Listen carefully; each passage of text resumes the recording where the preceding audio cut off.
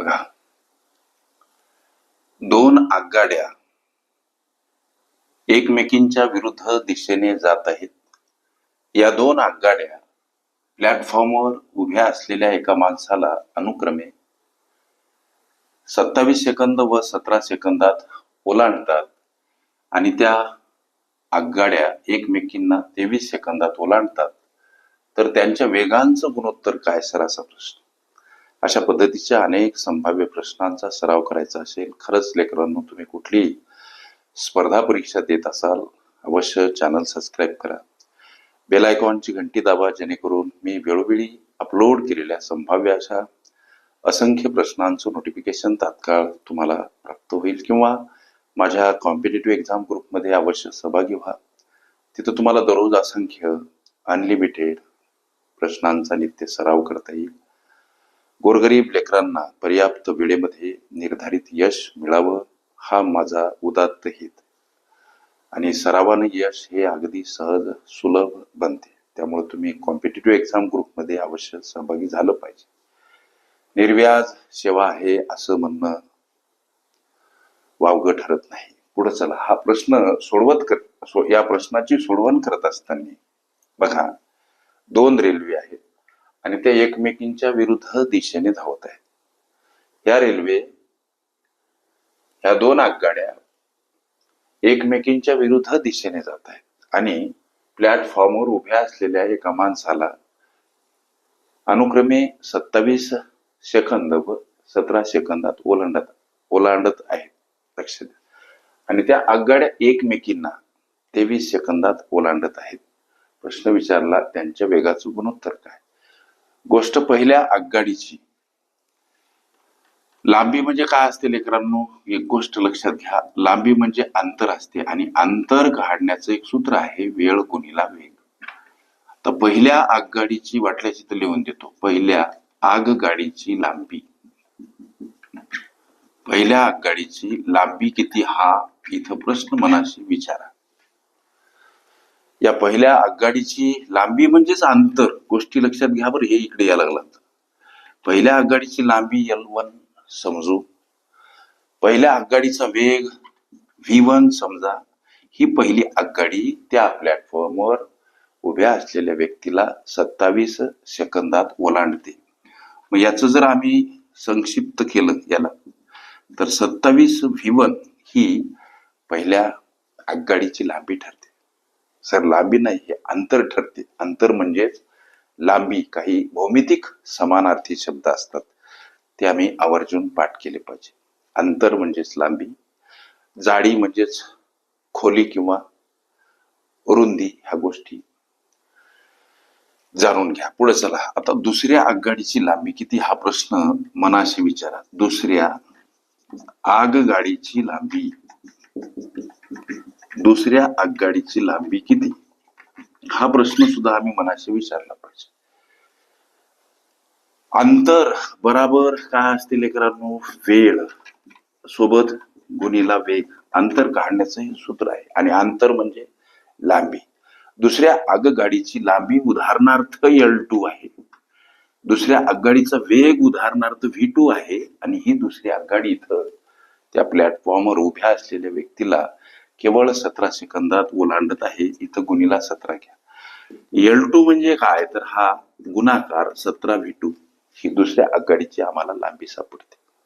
पुढे चला, या प्रश्नाची सोडवण करत असताना दोन्ही आगगाड्या एकमेकींना प्रश्नामध्ये ऍडिशनल दर्शवलेली माहिती, दोन आगगाड्या एकमेकींना 23 सेकंदात ओलांडतात.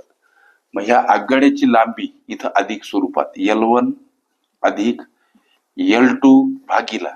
जेव्हा आगगाड्या परस्पर विरुद्ध दिशांनी प्रवास करतात तेव्हा त्यांच्या वेगांची बेरीज होत असते लेकरांनो. ही गोष्ट तारतम्यानं पक्की लक्षात ठेवा. इथं V1 आणि V2 का मांडायचं, त्यांचा हा वेग आम्ही गृहीत धरलेला. गोष्टी लक्षात घ्या. पहिल्या आगगाडीचा वेग V1, दुसऱ्या आगगाडीचा वेग V2. आगगाड्या जेव्हा परस्पर विरुद्ध बाजूने धावतात, मार्गक्रमण करतात, तेव्हा त्यांच्या वेगाची बेरीज करायची असते. हे काही खास खळगे पक्के लक्षात ठेवले पाहिजे. आगगाड्या ह्या दोन्ही एकमेकींना 23 सेकंदात ओलांडतात. इथं एकमेकींना ओलांडण्याची ही वेळ सेकंदामध्ये आहे. गोष्टी लक्षात घ्या. आता पुढे चला. हे L1 काय आहे? हे 27V1. या L1 च जे मूल्य आहे किती आहे? 27V1 आहे. L2 चं मूल्य आहे 17V2. हे इथं L1 L2 च्या जागी मांडा. म्हणजे 27V1 अधिक 17V2 असा त्याचा अर्थ. L1 आणि L2 च्या ह्या किमती लक्ष द्या. इथं L1 L2 च्या ठिकाणी मांडा. V1 अधिक V2 का? तर रेल्वे गाड्या परस्पर विरुद्ध दिशांनी प्रवास करतात तेव्हा वेगांची बेरीज. पहिल्या गाडीचा वेग V1, दुसऱ्या गाडीचा वेग V2. काही अवघड नसते. सराव वाढवा, सोपं होते सगळं. इथं छेदस्थानी V1 अधिक V2 समोर 23. गोष्टी लक्षात घ्या.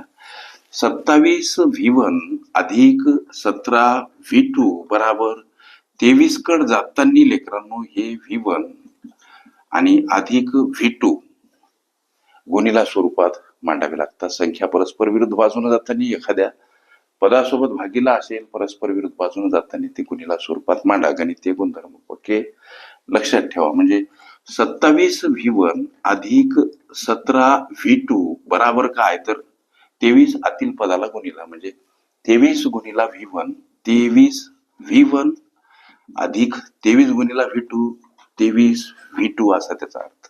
गोष्टी लक्षात घ्या. आता लेकरांनो या 27V1 कड येताना हे 23V1 वजा स्वरूपात. पुढे चला.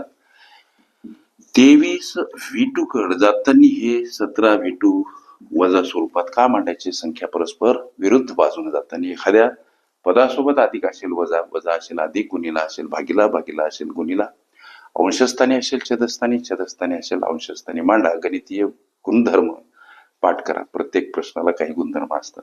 मग आता ही वजाबाकी किती सर?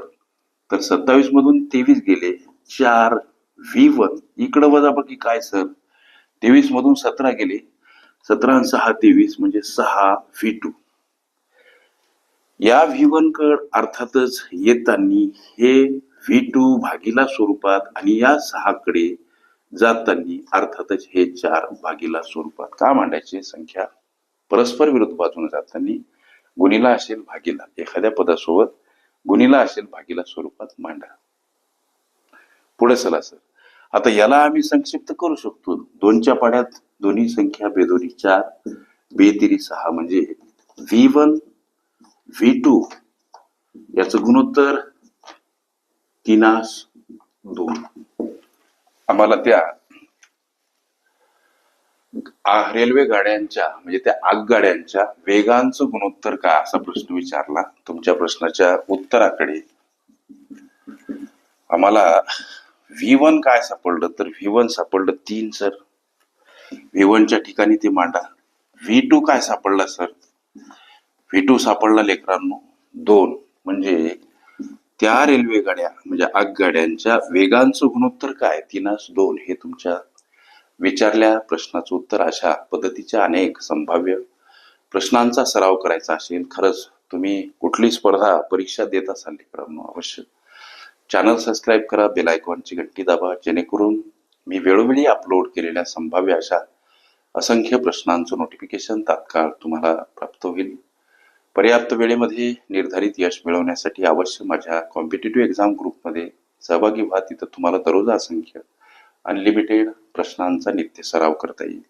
सराव हा यश सहज आणि सुलभ बनवत असतो. प्रॅक्टिस मेक मॅन परफेक्ट असं कोणीतरी म्हटलंय.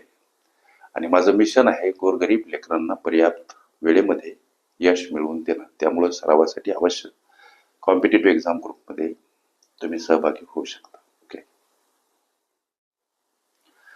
रेल्वे प्रश्न, अंतर, वेळ, वेग ह्या माझ्या प्लेलिस्ट अवश्य बघा. त्यामध्ये विविध स्पर्धकांनी विविध अंकांनी विचारल्या संभाव्य अशा असंख्य प्रश्नांचा सराव तुम्हाला करता येईल.